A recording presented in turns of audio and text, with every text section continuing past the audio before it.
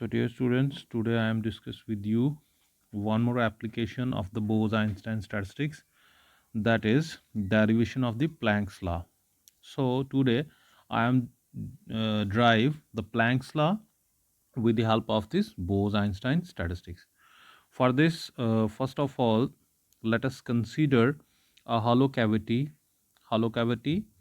maintained at an absolute temperature T, and let the cavity will be filled with the photon gas or black body radiation.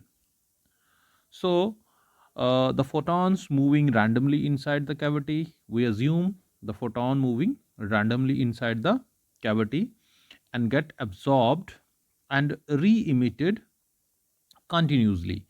So we assume that photons moving randomly inside the cavity, if it's move randomly and absorbs and re-emitted continuously, absorbs and re-emitted continuously, this means that the number of particle that emit and reabsorbed are not constant.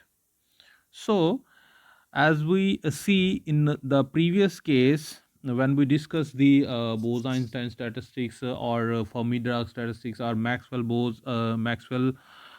statistics, in which when we consider the total number of the particles and their average, we always take their number, summation of their number, which is equal to 0.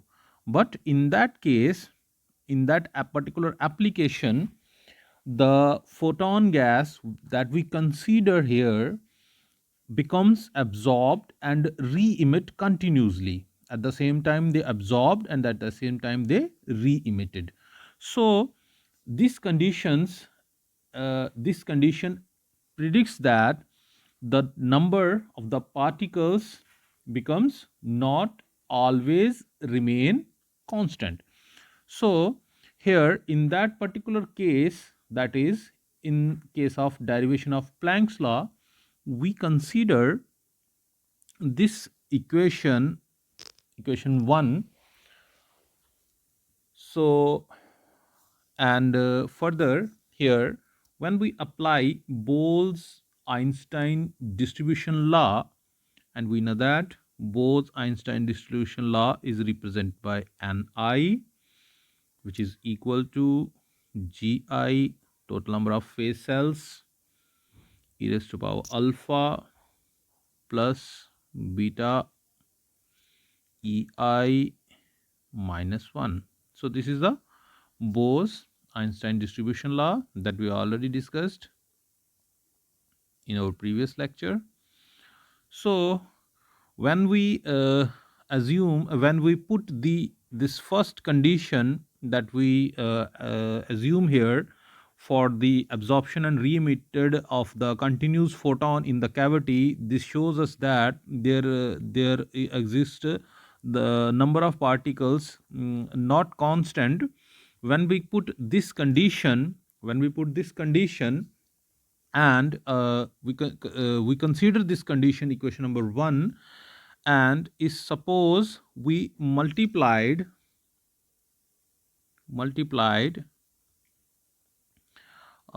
by alpha, that is Lagrangian multiplier, with this d and I, or you can say we just differentiate this equation d and I, and and we see this d and I, if we multiplied with this d and I and take this equation be equal to 0. Suppose once again we consider that this d and I and alpha is equal to 0.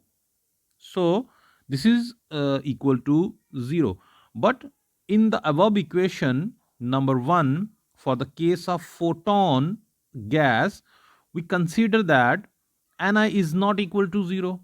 But if we consider the Bose-Einstein statistics case, and here we assume that alpha summation dni is equal to 0. That means this factor is not equal to 0 as we considered here. Here is 0, alpha becomes equal to 0.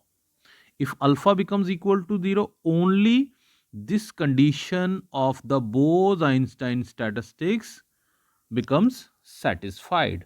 Otherwise, this condition is not satisfied. It means d alpha becomes equal to 0 and summation of d and I is not equal to 0, because from this equation A, if we want to make this equation A is equal to 0, both these factor from alpha or summation d and I, from both these factor alpha and summation d and I, one of the factors goes to 0. So if we consider for phonon gas d and I is not equal to 0, this means that, this logic means that alpha becomes equal to 0. So if alpha becomes equal to 0 and we substitute the value of this alpha becomes equal to 0 in equation number 2, what we have? We have this Ni becomes equal to Gi upon e raised to power beta Ei energy minus 1. And we know that what is beta means? Beta means 1 by kT. So if we put the value of beta in above equation, what we have? We have the number of particle in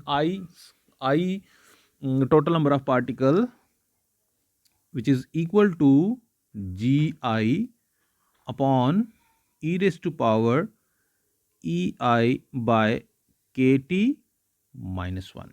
So this becomes our equation number 2. Sorry, this becomes our equation number 3.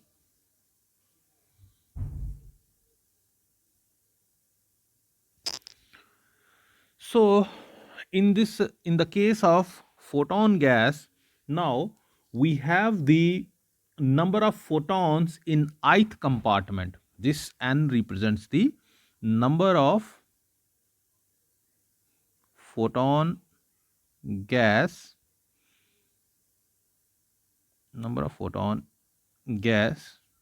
in ith compartment, and which is equal to Gi upon e raised to power Ei by kT minus 1. Now convert this equation number 3, that is the number of photons in ith compartment, in term of momentum unit,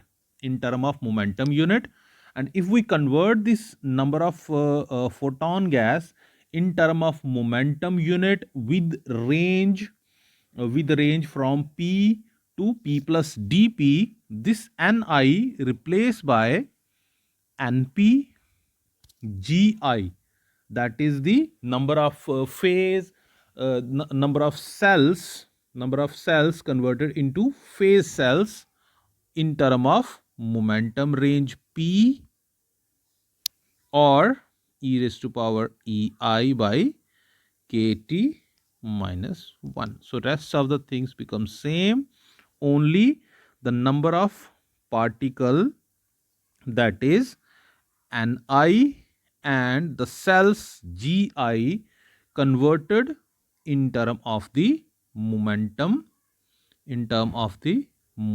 range p to p plus dp.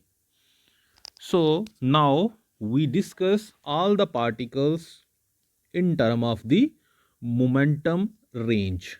So further, for the small change in the momentum range p2 p plus dp, this n number of particles for the small change in momentum is replaced by n p dp. This is for the small change in the momentum range, and the compartments or the cells or phase cells is changed by Gp, dp, and the rest of things becomes same.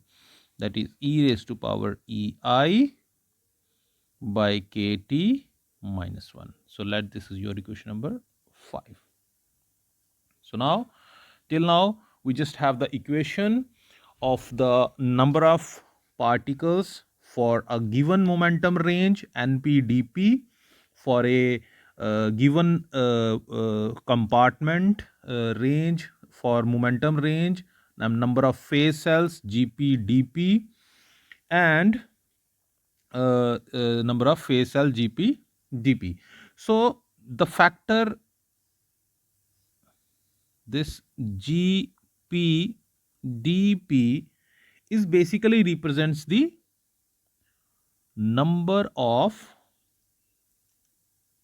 phase cells, into which NP-dP photons with momentum range, number of photons with momentum range P to P plus dP are accommodated.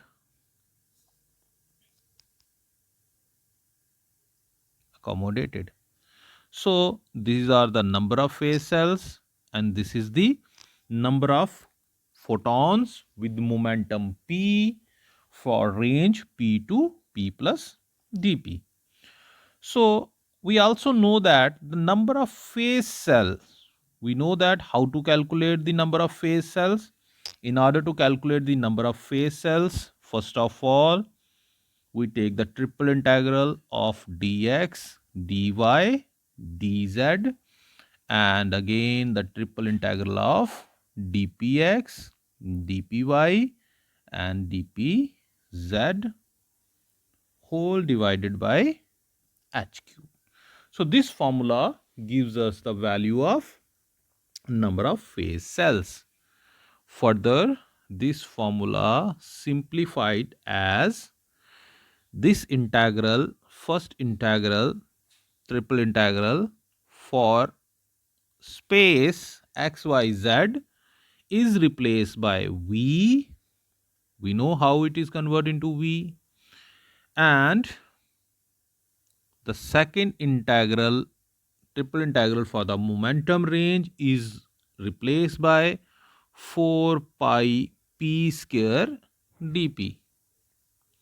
So this I already explained you when I discussed with you the phase cell. So how this converts, whole divided by h cube. So the number of phase space or number of phase cell is represented by now this equation number 6. Okay. Now we have the equation for the phase space also. In this equation number 6, I just multiplied both sides by 2. Why I just multiplied both sides by 2? Let me explain you. First I will multiply this equation with 2, 4 to 8 pi v p square dp by h cube. That is your equation number 7. So I just multiplied both sides by equation 2. Why I use this factor 2 multiplied both sides? This is because each photon can have one of the two mutual perpendicular direction of linear polarization. And if a photon while moving along x-axis vibrates along y-axis, then it is said to possess a right hand polarization. And if it vibrates along z-axis, it is said to possess a left hand polarization. So both of these type of photons are indistinguishable. So within their own category and required equal number of phase cell, within their own category and required equal number of phase cells, the number of phase cell actually required are to the number, actually required the 2 number. So basically we can, in simple words, we can say that there exist the two mutual perpendicular direction for a for a photon in photon for the direction for the direction of linear polarization, the photon having two mutual perpendicular directions. Okay, so that is why for two mutual perpendicular direction for a given photon in a linear polarization, we just multiplied this equation number 6 by 2 both side. So now using this equation number 7 in equation number 5, what we have the value of number of particles accommodate by the GP phase cells is equal to twice of Gp dP upon exponential power EI by kT minus 1. And if we put this value of G twice of Gp dP, this equations converts into in the form 8 pi Vp square dP upon h cube e raised to power ei by kT minus 1.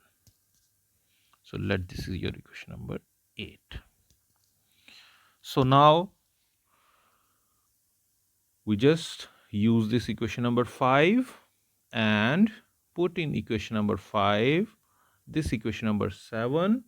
This gives us the total number of photon having total number of photons having momentums in the range dp around p. So this equation number 8 gives us the total number of photons that accommodate by the GP dP phase cell. Okay, so now let us simplify this energy term in this equation number 8. So according to the Einstein relation, the energy EI is equal to mc square. Okay, and I just simplify this equation like this: mc and this c separate from this c square, or this is the mass into velocity. This represents the momentum, and this c represents as it is a c. So this is now equal to ei. So ei also represents by pc. Okay, what is this p? This p is equal to mc. This is the momentum of the photon. Momentum of photon. Now we have the value of ei, which is equal to pc. But we also know that these photon have, according to the Planck's law, according to the Planck's assumption, these photons have some fixed packets of quanta of energy, and that quanta of energy E is equal to h. So if I assume here ei, then ei is equal to h nu. Now this is the energy term, this is also the energy term, and if we compare both these energy term, what we have pc is equal to h nu, And from this equation, we can calculate the value of the momentum of the photon, which is equal to h nu by c. Okay. And this nu by c is replaced by 1 by lambda. So this is equal to h by lambda. Okay. So now we have the value of the momentum of the photon p is equal to h by lambda. The h represents the Planck's constant and lambda represents the wavelength of the moving photon. So if we differentiate this p with respect to lambda, we have this value is equal to minus h by lambda square, or this further implies the value of dp, which is equal to minus h upon lambda square d lambda. Now we have the value of p, we have the value of dp. So using these two values, the value of p and dp, let us convert this equation number 8 in term of wavelength. So now in this equation we see that the number of particles represents in term of the momentum. Now we convert these number of particles in term of wavelength. So if we convert these,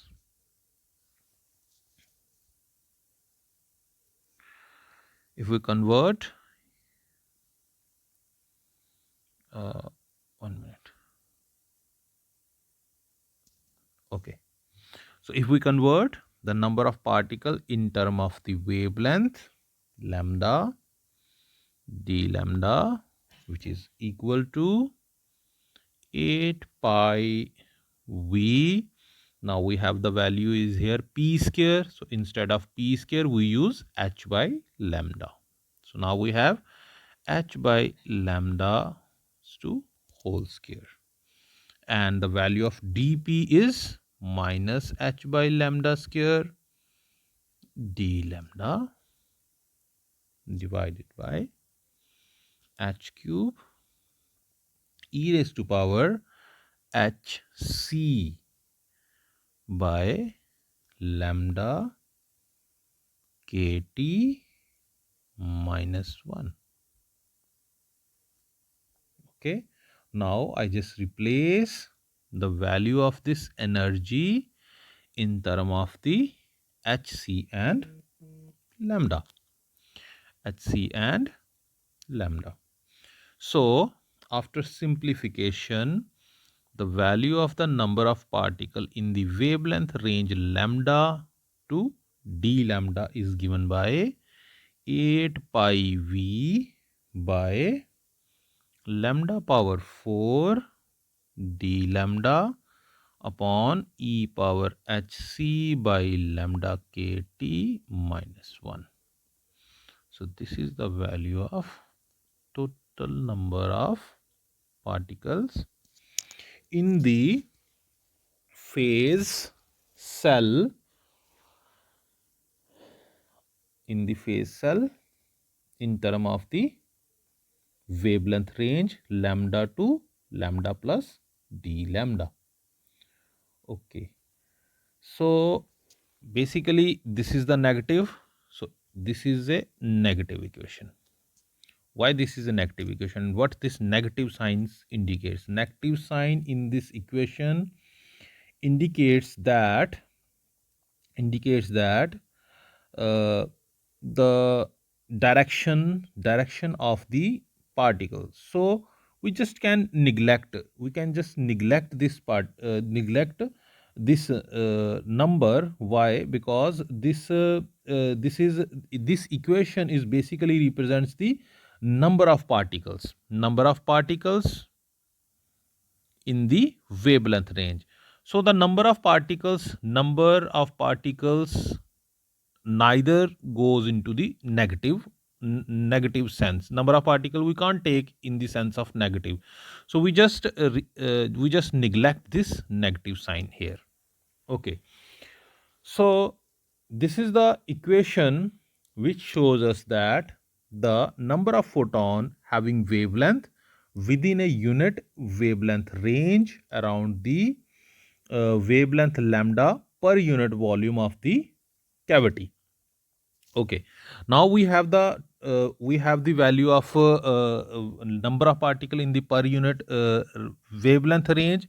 We can replace this equation if we consider d lambda is equal to 1 for the unit volume range. For volume v equal to 1. So we just replace this equation as n lambda, which is equal to 8 pi by lambda power 4 and 1 by e power hc by kt minus 1. So this is the equation for the number of particles in the wavelength range lambda for unit wavelength range, d lambda for 1, for unit volume v equal to 1. Also, we know that each photons carrying energy h nu. So if each photons carrying energy h nu, the energy of the particle in the wavelength range lambda is equal to the total number of particles for the wavelength range into h nu. So this implies that we have the total energy is equal to 8 pi by lambda power 4 1 by e raised to power hc by kt lambda kt minus 1. So this is the equation that represents the energy radiated in a unit wavelength range. Energy radiated in a unit wavelength range per unit volume of the cavity. Per unit volume of the cavity. And this equation shows us that how the energy is distributed, among the various wavelengths. And this equation is the Planck's radiation formula. This equation represents the Planck's radiation formula. Further, we can replace this equation for this equation in term of the frequency. So before representing the equation in term of frequency, first let us convert this equation further for the wavelength range lambda to lambda plus d lambda. Then this equation is represented by e lambda d lambda is equal to 8 pi by lambda power 5, 8 pi by lambda power 5 into hc by e raised to power hc by kt minus 1 into d lambda. Okay, so I just write this equation for lambda to lambda plus d lambda range. So now the Planck's radiation law is converted. Planck's radiation law or the distribution of energy. Now convert this equation in term of frequency. For this we just put C is equal to, we know that C is equal to nu lambda and nu is equal to C by lambda. Okay, and if we differentiate this equation with respect to d nu by d lambda, we have minus C by lambda square, and from this we have the value of d lambda in term of frequency. So d lambda is equal to minus lambda square by C into d nu. So we have the value of nu in term of lambda, and we have the value of d lambda also, or you can say that we have the value of wavelength. Wavelength is equal to c by nu. So put the value of this lambda and d lambda in this equation, that is the energy equation, energy distribution equation for Planck's radiation law in term of wavelength. And if we put the value of the lambda and d lambda in term of frequency, we just convert this equation. I just write the direct final equation, you just write yourself. So what we have the final energy distribution equation for the Planck's law, which is equal to E nu for d nu, which is equal to 8 pi h nu cube upon c cube d nu by e raised to power h nu by kt minus 1. So this is the energy distribution law for the frequency range d nu, and